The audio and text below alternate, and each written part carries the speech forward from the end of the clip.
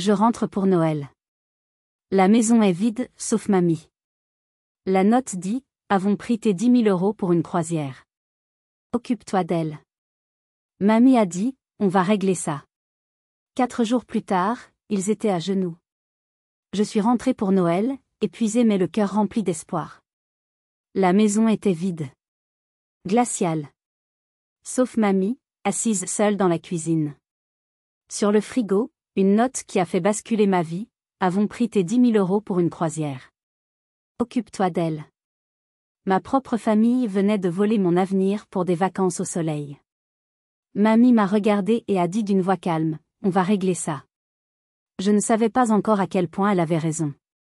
4 jours plus tard, ils étaient à genoux, suppliants. Avant de vous raconter comment nous avons orchestré notre riposte, j'aimerais beaucoup savoir d'où vous m'écoutez. Dites-moi dans les commentaires de quelle ville ou de quel pays vous êtes, et quelle heure il est chez vous en ce moment. Et si mon histoire vous interpelle déjà, n'hésitez pas à cliquer sur le bouton « J'aime » et à vous abonner, car la suite est une leçon de vie que personne ne devrait oublier. Mon nom est Chloé, j'ai 28 ans. À ce moment précis de ma vie, j'étais ce qu'on pourrait appeler une survivante. Étudiante en dernière année de médecine à Lyon, ma vie était un balai incessant entre les amphithéâtres, les gardes de nuit à l'hôpital et les services du week-end dans un petit café bruyant du centre-ville. Le sommeil était un luxe, et chaque repas était calculé. Devenir médecin n'était pas un choix de carrière, c'était une vocation, une promesse gravée dans mon cœur d'enfant. Je me souviens encore de l'odeur aseptisée de la chambre d'hôpital où mon grand-père, le mari de ma grand-mère Isabelle, a passé ses dernières semaines. J'avais 12 ans, et je ne comprenais pas tout, mais je comprenais la douleur dans les yeux de ma grand-mère, et la colère impuissante face à ce diagnostic posé trop tard. Ce jour-là, en lui tenant sa main ridée, j'ai fait un serment silencieux. Je deviendrai le genre de médecin qui ne laisse rien passer, qui se bat pour chaque patient comme s'il était de sa propre famille. Cette promesse était devenue mon étoile polaire, le phare qui me guidait à travers les nuits d'études sans fin et les journées de travail épuisantes. C'est pour cette promesse que j'ai contracté ce prêt étudiant de 10 000 €. Ce n'était pas de l'argent pour des futilités. C'était le carburant nécessaire pour la dernière ligne droite, payer les frais de mon stage d'internat, les examens de certification qui coûtaient une fortune, et surtout, me permettre de respirer un peu, de me concentrer sur mes études sans avoir la peur au ventre de ne pas pouvoir payer mon loyer. C'était la clé qui devait ouvrir la porte de mon avenir. Ma famille, qui vivait à Tours, représentait à la fois mon refuge et ma plus grande source d'anxiété. Je les aimais d'un amour inconditionnel, mais leur relation avec l'argent était un naufrage permanent. Mon père, Antoine, était un commercial charismatique dont les commissions fluctuaient comme la marée. Un mois, il nous emmenait dans des restaurants chics, le mois suivant, il empruntait de l'argent pour payer la facture d'électricité. Ma mère, Sylvie, vivait dans un monde où l'apparence était reine, et son budget était constamment sacrifié sur l'autel de la dernière mode ou du dernier gadget de cuisine. Mes frères et sœurs, Léo et Manon, avaient grandi dans ce chaos, apprenant à naviguer entre les tempêtes sans jamais vraiment comprendre la valeur de la stabilité.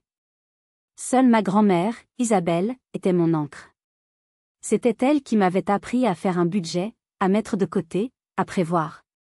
Une semaine avant mon départ pour Tours, ma mère m'a appelé. Sa voix au téléphone était un velours, une caresse auditive. « Ma chérie, ma petite docteure, comment vas-tu? Tu n'es pas trop surmenée? Je lis des choses tellement terribles sur le rythme des internes. » J'ai été touchée. Elle semblait si sincèrement inquiète. Je lui ai raconté mes longues journées, la fatigue qui me rongeait. « Oh ma pauvre chérie », a-t-elle compati. « Et financièrement, tu t'en sors? Ton prêt étudiant, ça a fonctionné? Je veux juste être sûre que tu ne manques de rien, tu comprends. » Je suis tombée dans le panneau. Avec un soulagement naïf, je lui ai confirmé que l'argent venait d'arriver sur le compte joint qu'ils avaient ouvert pour moi quand j'étais partie à l'université.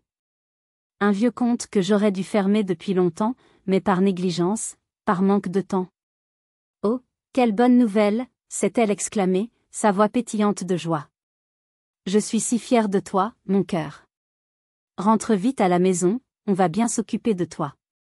Toute la famille a hâte, on te prépare un Noël inoubliable. » J'ai raccroché, le sourire aux lèvres, réchauffé par cette conversation. Un Noël inoubliable. Elle ne pouvait pas si bien dire. Comment aurais-je pu deviner que derrière cette douce sollicitude se cachait un piège, et que la promesse faite à mon grand-père était sur le point d'être sacrifiée sur l'autel de leur égoïsme? Le TGV de Lyon à Tours filait à travers les paysages endormis de la France hivernale. Dehors, le monde était gris et froid, mais à l'intérieur de moi, tout était lumière.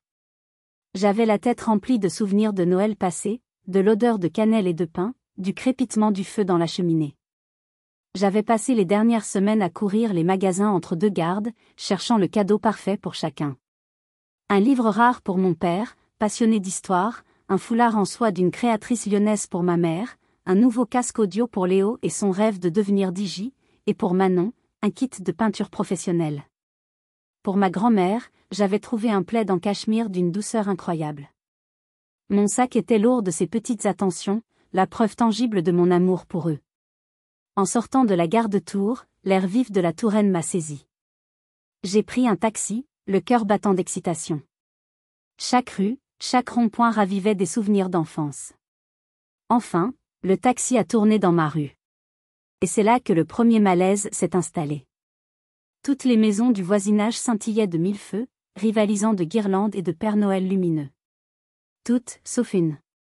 La nôtre. Elle se tenait au bout de l'allée, sombre, silencieuse, presque menaçante. Aucune lumière aux fenêtres. Aucune couronne sur la porte. Juste le squelette nu d'un sapin abandonné près du garage. J'ai payé le chauffeur, une boule d'angoisse se formant dans mon estomac. J'ai traîné ma valise et mes sacs de cadeaux sur le chemin de gravier, le bruit semblant assourdissant dans le silence de mort. J'ai sorti ma clé. Elle est entrée dans la serrure. J'ai tourné. Rien. J'ai réessayé. La porte est restée close. J'ai froncé les sourcils, confuse. J'ai sonné. Le son a retenti dans la maison vide, un son creux et lugubre. J'ai attendu. Personne. J'ai fait le tour, essayant la porte de derrière. Verrouillée aussi. Le malaise s'est transformé en une peur sourde. Et si quelque chose était arrivé? C'est alors que j'ai remarqué que la fenêtre de la cuisine était entr'ouverte. Désespéré, j'ai posé mes affaires et je me suis hissé sur le rebord. J'ai atterri sans bruit à l'intérieur.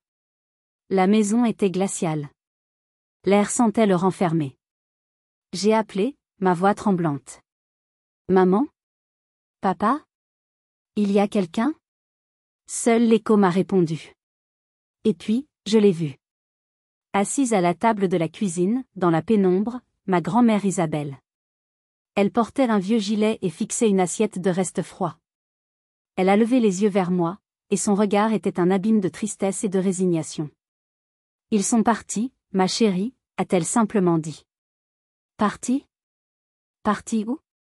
Qu'est-ce qui s'est passé? Elle n'a pas répondu. Elle a juste levé un doigt tremblant vers le réfrigérateur.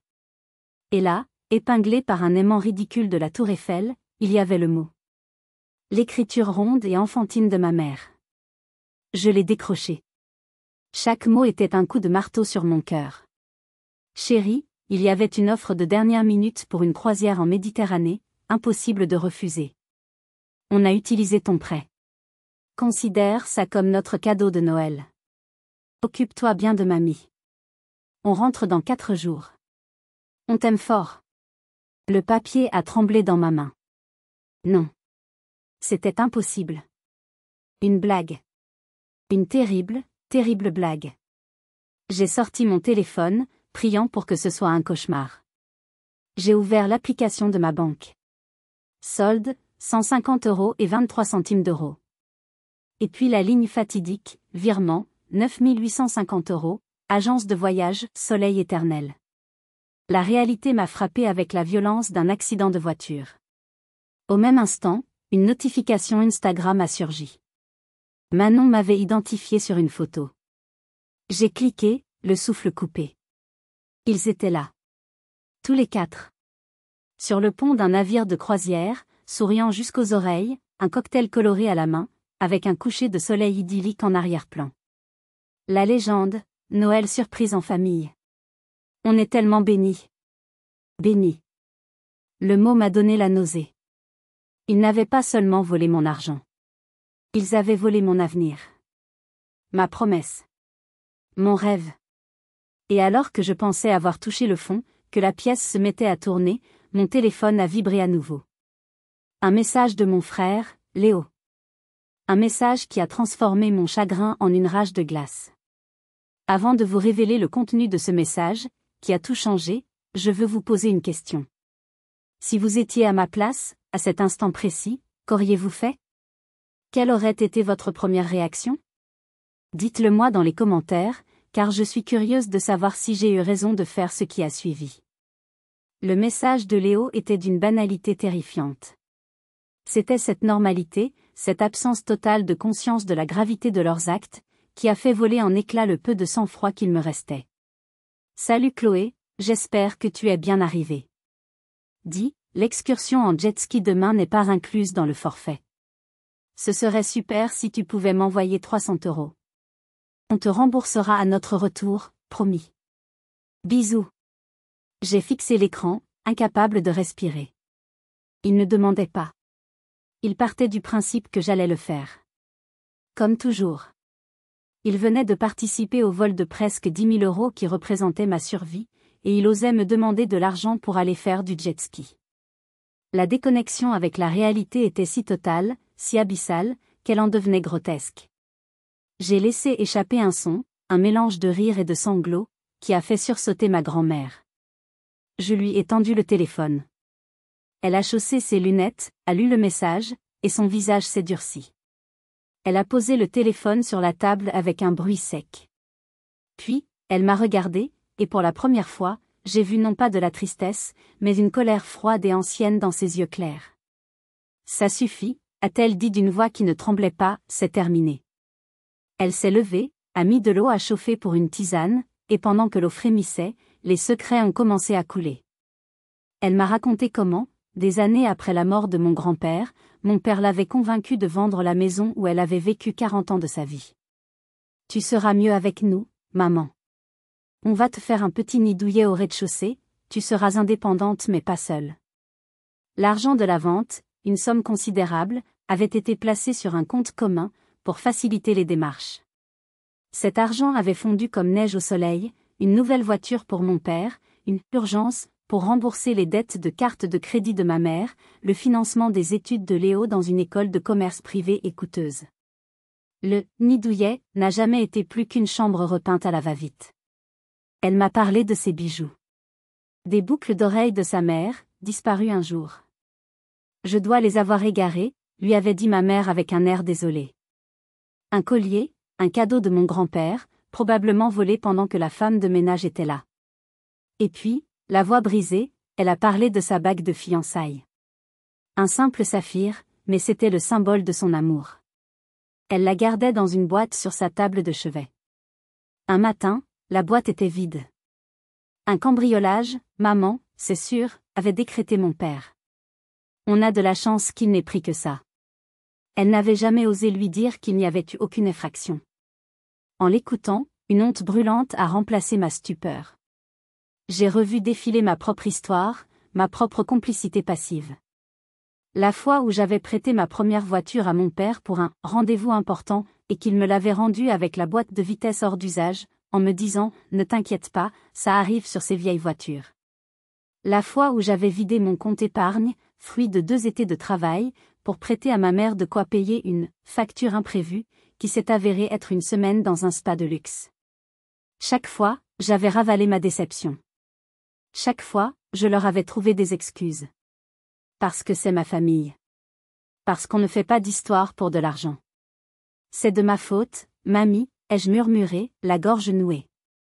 C'est moi qui ai permis ça. J'ai été faible. Je n'ai jamais rien dit.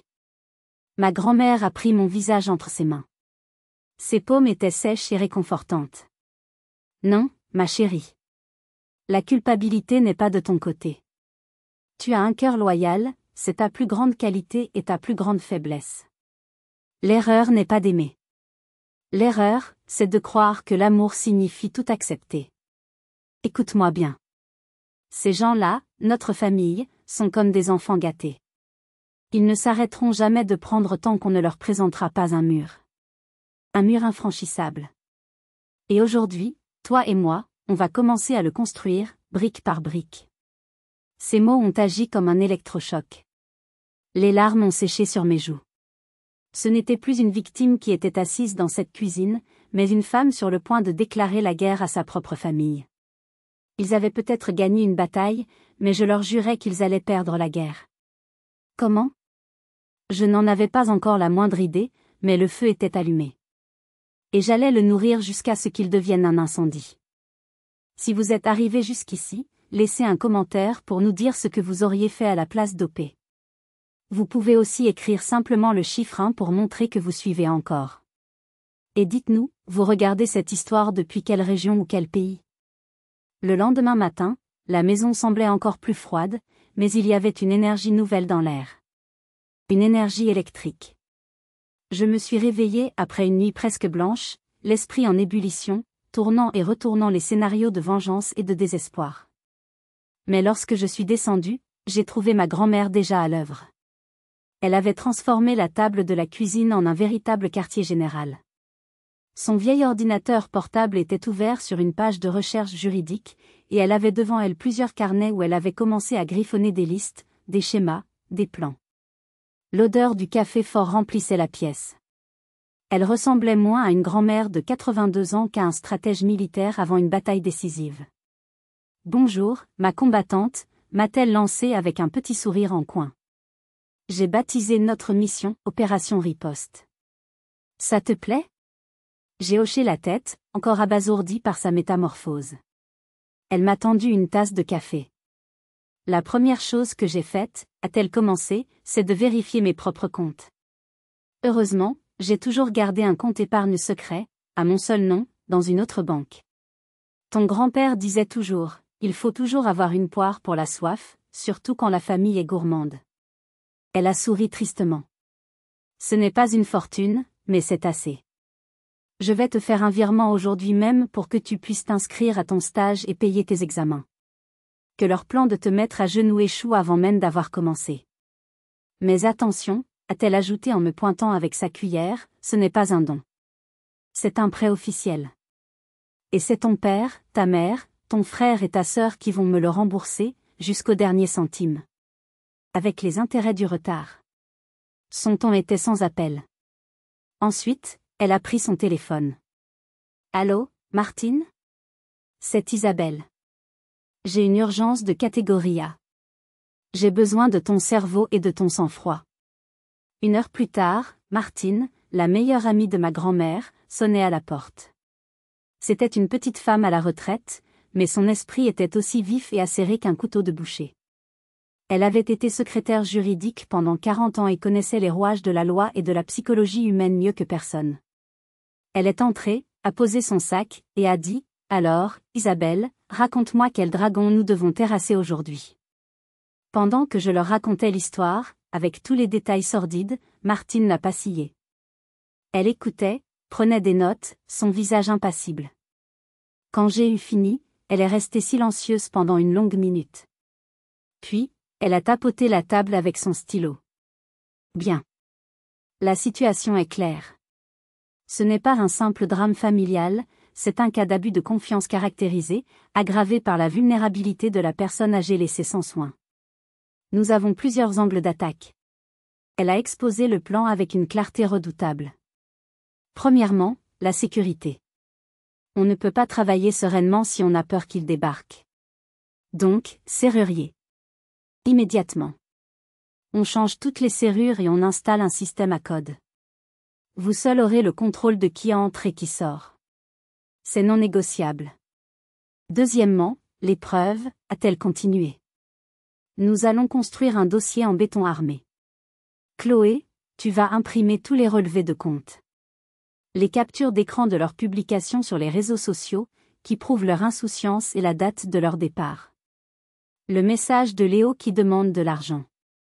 On va photographier la note sur le frigo vide, les factures impayées. On va créer un récit visuel et financier de leur négligence et de leur malveillance. Troisièmement, l'arme de dissuasion, a-t-elle conclu. Je vais vous rédiger une reconnaissance de dette. Ce ne sera pas un document d'avocat, mais il en aura toute l'apparence. En-tête formelle, article numéroté, clause sur les pénalités de retard, mention d'éventuelles poursuites judiciaires. Le but n'est pas forcément d'aller au tribunal, le but est de leur faire peur. De leur montrer que le jeu a changé, que les règles ne sont plus les leurs. En voyant ce plan se dessiner, si logique, si implacable, une partie de moi était galvanisée. Mais une autre partie, la petite fille qui voulait juste être aimée par sa famille, était terrifiée. Mais Martine, mamie, c'est si agressif.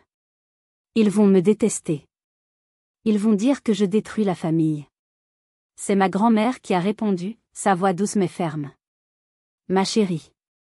La famille, la vraie, ne te vole pas ton avenir pour des vacances.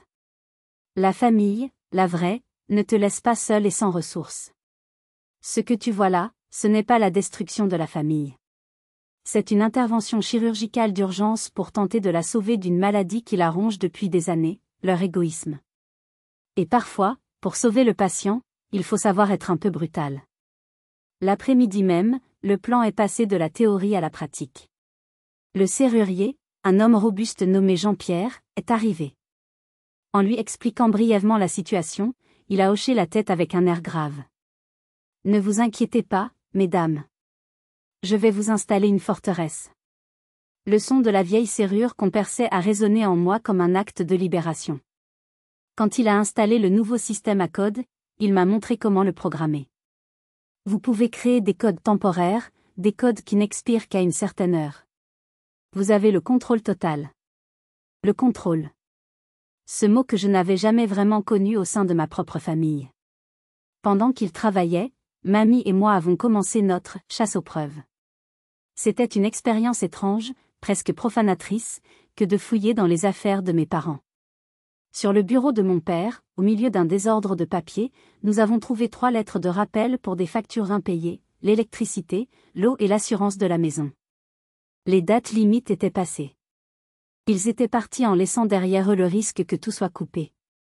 Dans la chambre de ma mère, cachée dans un tiroir de sa table de chevet, nous avons trouvé les relevés de sa carte de crédit. Des centaines, des milliers d'euros dépensés dans des boutiques de luxe, des restaurants, des spas. Des sommes qui contrastaient violemment avec les discours sur les difficultés financières qu'elle nous servait constamment. Chaque découverte était une nouvelle brique ajoutée au mur de ma résolution. Nous avons tout photographié, tout scanné, tout classé méticuleusement dans des dossiers que Martine avait intitulés « Preuves financières, négligence domestique, communication ».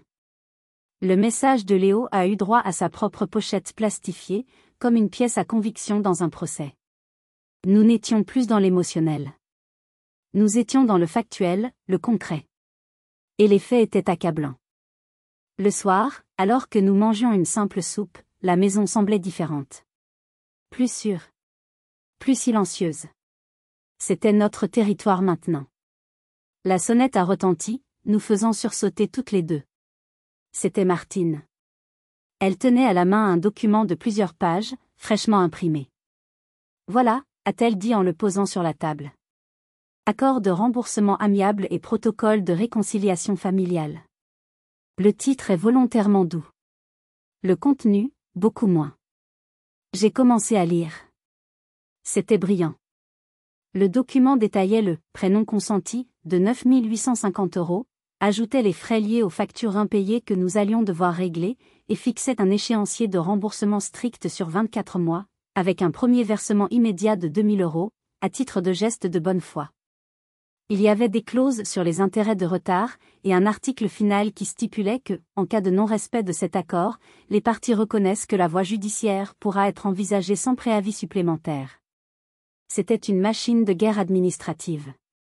Maintenant, la partie la plus difficile, a annoncé Martine le lendemain. La préparation psychologique. Elle nous a expliqué que mes parents et mon frère étaient passés maîtres dans l'art de la manipulation émotionnelle. Ils connaissaient mes failles, mes points sensibles, et ils appuieraient dessus sans pitié.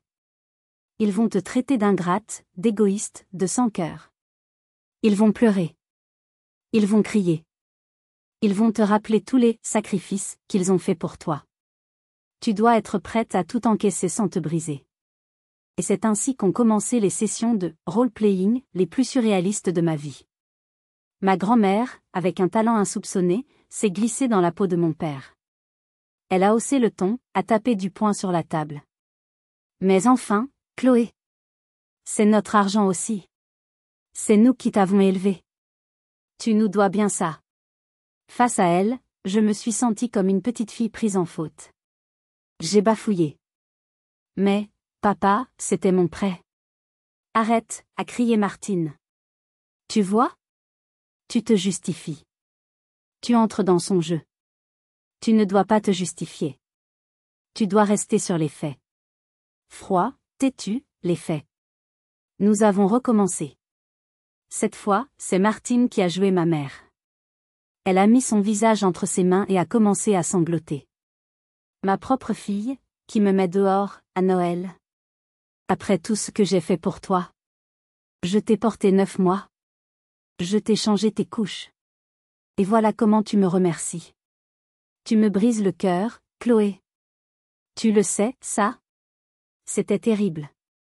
C'était exactement ma mère.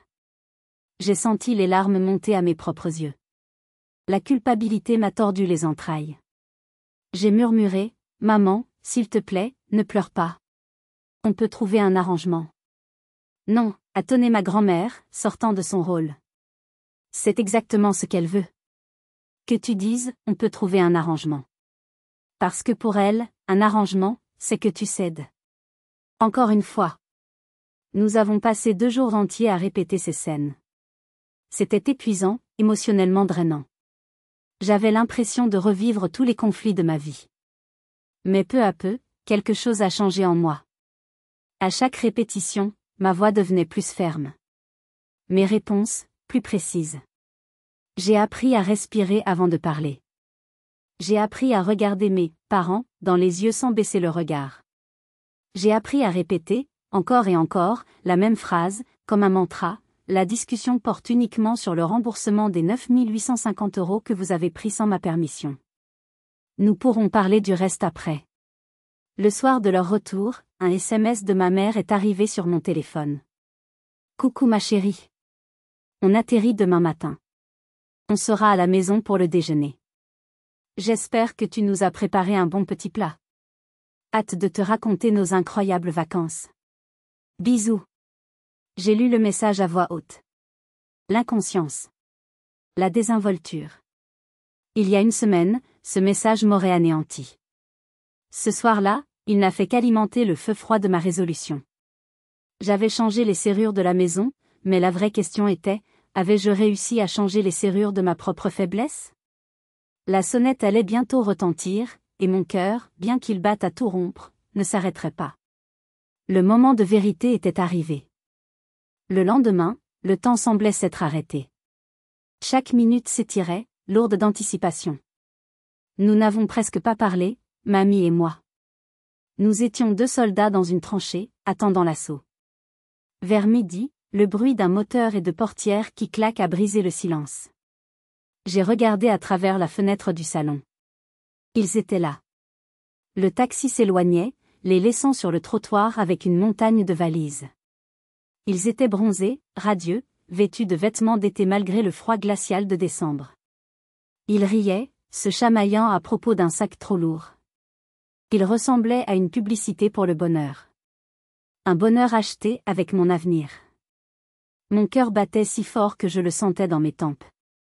Mamie est venue se tenir à côté de moi et a posé sa main sur mon bras. « Respire, ma chérie », a-t-elle murmuré. « Souviens-toi du plan. Souviens-toi de qui tu es. » La sonnette a retenti, joyeuse, insouciante. J'ai pris une grande inspiration et je me suis dirigée vers l'interphone vidéo. Je n'allais pas ouvrir. Pas encore. Leurs visages sont apparus sur le petit écran. Chloé, c'est nous. Ouvre, on gèle sur place, a lancé ma mère avec un grand sourire. J'ai appuyé sur le bouton du micro. Ma voix, à ma propre surprise, était parfaitement calme. Bonjour. Je vois que vous êtes rentrés. Leur sourire s'est légèrement crispé. Mon ton neutre les a décontenancés. Mon père s'est avancé et a sorti son trousseau de clés. Je l'ai observé, fasciné par ce petit drame qui se jouait à quelques mètres de moi. Il a inséré la clé dans la serrure. Elle n'est pas entrée. Il l'a retournée, a forcé un peu. Rien. Son visage a commencé à rougir de frustration. Mais qu'est-ce que c'est que ce truc, a-t-il grogné. La serrure est bloquée. Chloé, il y a un problème avec la porte. Non, papa, ai-je répondu. Il n'y a aucun problème avec la porte. J'ai changé les serrures. Le silence qui a suivi a été total. Sur l'écran, je pouvais voir leurs expressions passer de l'incompréhension à la stupéfaction, puis à la colère. Le visage de mon père est devenu violet. Tu as fait QOI, a-t-il hurlé, en se penchant vers l'interphone. C'est une blague? Ouvre cette porte immédiatement ou je la défonce. Si tu fais ça, j'appellerai la police pour tentative d'effraction, ai-je rétorqué, ma voix toujours aussi calme. C'était une de mes phrases répétées pendant les entraînements avec Martine. Nous devons avoir une conversation sérieuse avant que vous ne mettiez un pied dans cette maison. Une conversation au sujet de mon prêt étudiant de 10 000 €. Le mot était lâché. La bombe était désamorcée en public. Ma mère a jeté des regards paniqués autour d'elle. Les Dubois, nos voisins, étaient justement en train de sortir leurs poubelles et s'étaient arrêtés, observant la scène avec un intérêt évident. La honte, l'arme favorite de ma mère, venait de se retourner contre elle. Mais Chloé, ma chérie, on peut en parler à l'intérieur, a-t-elle supplié, sa voix devenue un murmure sifflant. Ne nous donne pas un spectacle comme ça. Qu'est-ce que les voisins vont penser? Je me fiche de ce que les voisins vont penser, maman. Apparemment, vous vous fichiez bien de ce que j'allais penser quand vous avez vidé mon compte en banque.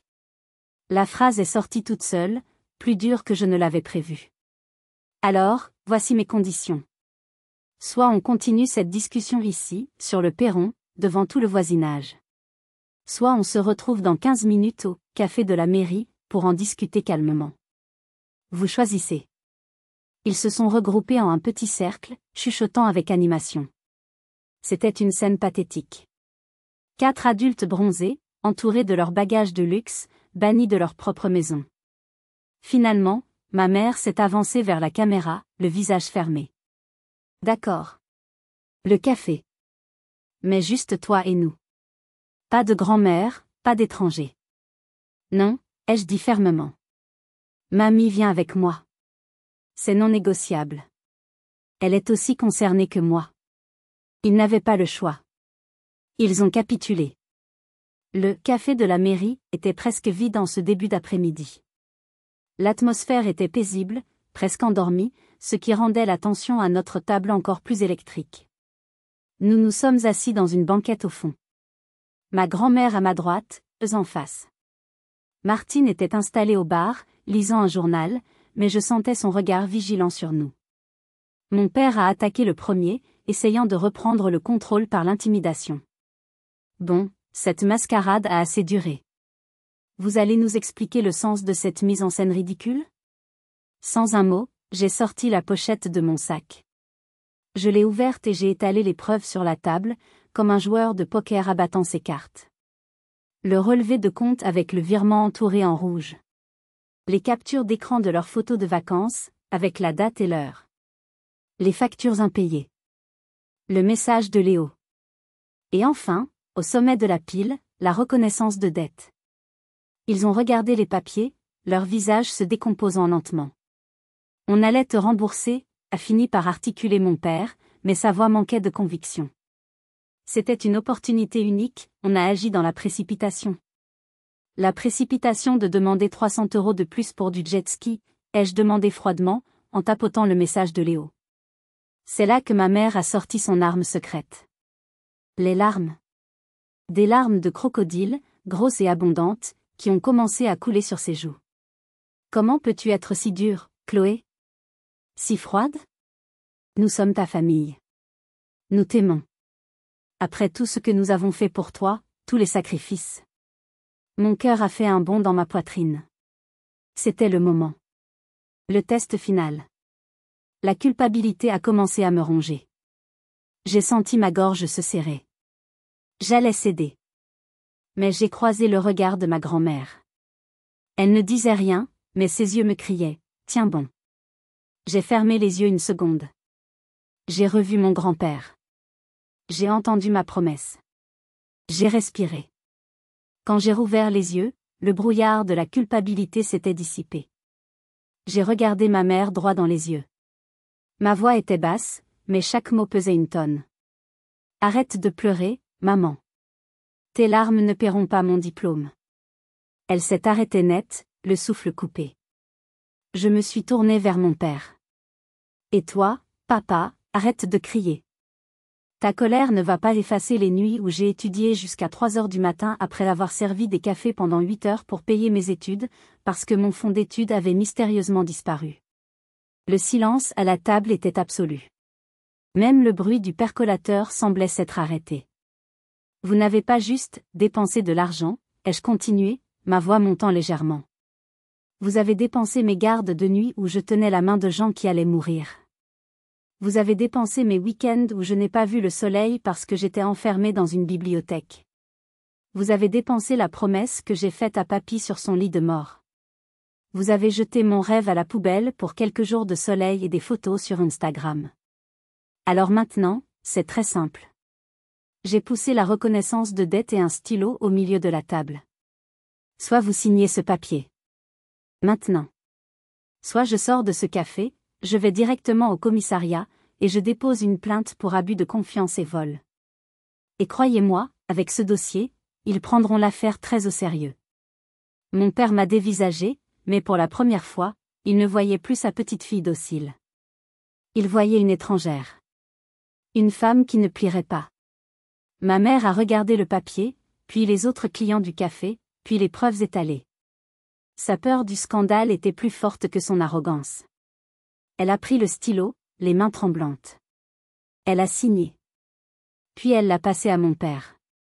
Il a hésité, son orgueil luttant jusqu'à la dernière seconde. Puis, vaincu, il a signé à son tour. Léo et Manon ont suivi, sans un mot. La signature était une défaite pour eux, mais pour moi, c'était le son de ma liberté retrouvée. J'ai repris les papiers, je me suis levée. Mais je savais que la partie la plus difficile ne faisait que commencer. Rentrer à la maison ce soir-là a été l'expérience la plus surréaliste de ma vie. Nous étions de nouveau sous le même toit, mais séparés par un fossé de ressentiment et de méfiance. L'air était si lourd qu'on aurait pu le couper au couteau.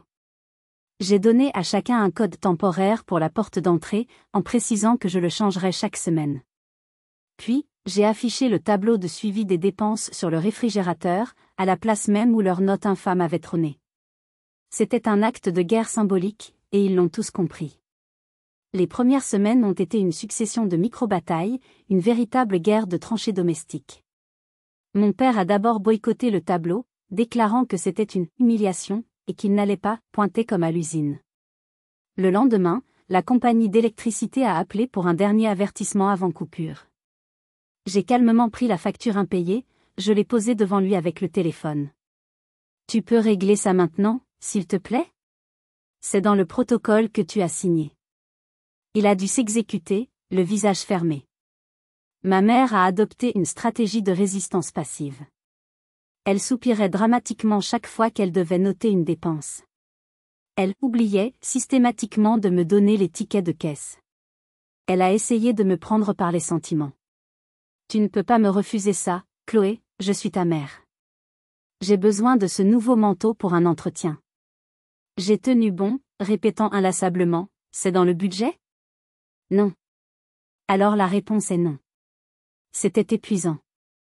Mon frère Léo, quant à lui, oscillait entre une bouderie agressive et des tentatives maladroites de faire comme si de rien n'était. Il mettait la musique à fond, claquait les portes. Puis, 5 minutes plus tard, il venait me voir. Alors, tes études ? Ça avance, comme si nous venions de passer un Noël normal. Cette dissonance cognitive était presque plus difficile à gérer que la colère ouverte de mon père. La seule lueur d'espoir venait de Manon. Ma jeune sœur était visiblement mal à l'aise. Elle faisait des efforts. Elle notait scrupuleusement ses dépenses. Elle est venue me voir un soir, alors que j'étais seule dans la cuisine, en train de vérifier les comptes, une tâche devenue mon rituel nocturne. Elle s'est assise en face de moi, en silence. Puis elle a murmuré, « Je suis désolée, Chloé. Vraiment. J'ai été stupide et égoïste. Quand j'ai vu ton visage à l'interphone, j'ai compris. Je suis prête à te donner toutes mes économies pour commencer à rembourser. » C'était une petite somme, mais le geste était immense. J'ai refusé son argent, bien sûr. L'accord était un accord de groupe. Mais ses excuses étaient le premier baume sur ma blessure. Le premier remboursement a été un combat épique. Le jour J, l'argent n'était pas sur mon compte. J'ai dû envoyer un email groupé, froid et factuel, citant l'article de l'accord sur les pénalités de retard. L'argent a été viré le lendemain, mais la tension dans la maison est devenue irrespirable. Il y a eu des moments, de nombreux moments, où j'ai voulu tout laisser tomber. Fuir. Retourner à Lyon et ne plus jamais leur parler. La paix, même une paix illusoire, me semblait préférable à ce conflit permanent. Mais ensuite, je voyais ma grand-mère. Elle avait retrouvé des couleurs. Elle avait repris ses cours de poterie au centre social. Elle gérait son argent avec une fierté retrouvée. Elle était redevenue la femme forte et indépendante que mon grand-père avait aimée. Et en la voyant, je savais que ce combat n'était pas seulement pour moi. Il était pour elle aussi. Il était pour la dignité que nous méritions toutes les deux. Je suis retournée à Lyon pour mon dernier semestre, laissant derrière moi un champ de bataille familial. La distance a paradoxalement aidé.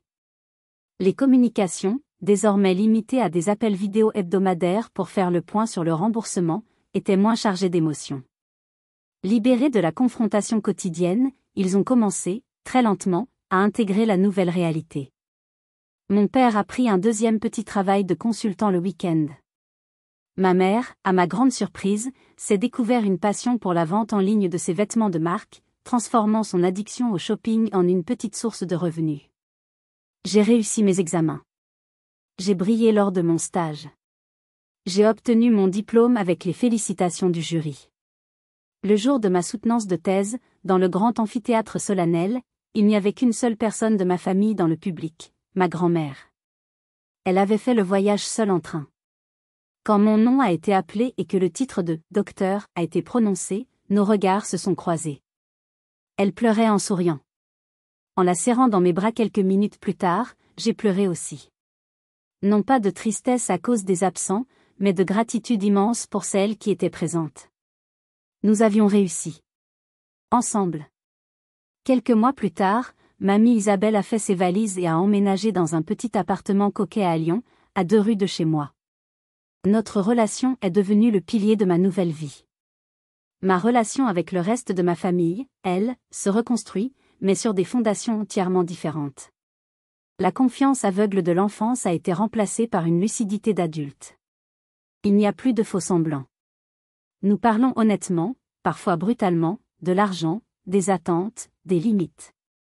C'est inconfortable. Mais c'est réel. Le Noël suivant, j'ai longuement hésité avant d'accepter de rentrer à Tours. La maison était décorée sobrement. Le dîner était simple, fait maison. Il n'y avait pas une avalanche de cadeaux sous le sapin, juste quelques petites attentions symboliques. Mais sur la table de la cuisine, à la place du tableau des dépenses, il y avait une enveloppe à mon nom. À l'intérieur, un chèque correspondant au dernier versement du remboursement.